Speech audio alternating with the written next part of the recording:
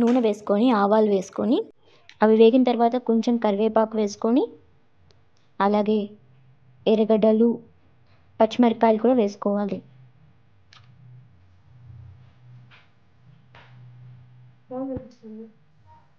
ఆ reddish brown colour వచ్చేంత వరకు వేగనివ్వాలి.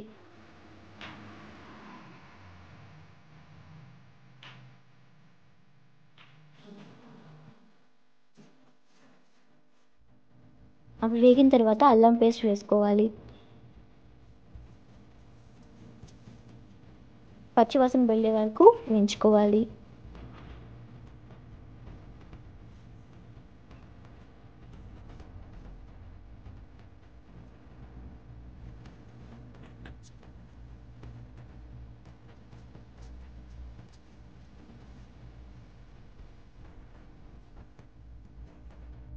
ఆ తర్వాత సన్నగా తరిగిన వంకాయలు మరియు ఉల్లగడ్డను వేసుకోవాలి.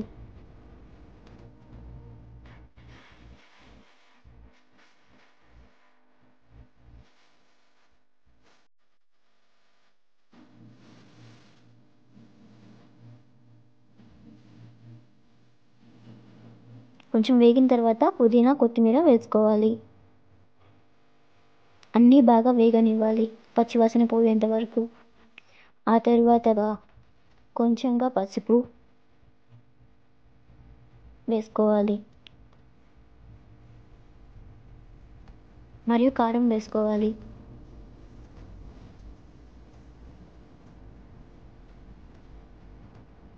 ఆ తర్వాతగా ధనియాల పొడి వేసుకోవాలి.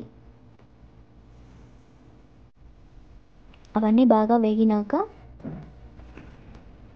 కొంచెం ఉప్పు వేసుకోవాలి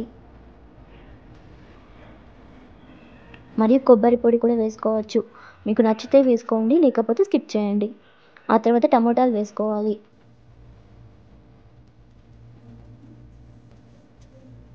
మీరు ఎన్ని ఎక్కువ టమోటాలు వేసుకుంటే అంత ఎక్కువగా కర్రీ వస్తుంది.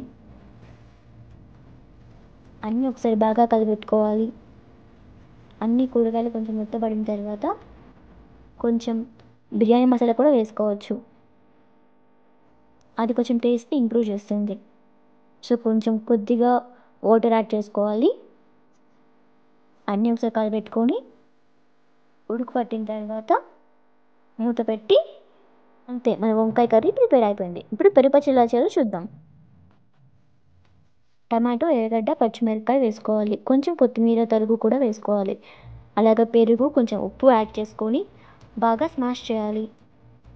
ఆ తర్వాత కొంచెంగా వాటర్ యాడ్ చేసుకొని మిక్స్ చేస్తే అంతే, మన పెరుగు పచ్చడి కంప్లీట్. మీరు నచ్చితే మీరు కూడా ఇంట్లో ట్రై చేయండి. ఎలా ఉందో చెప్పండి. Thank you, bye.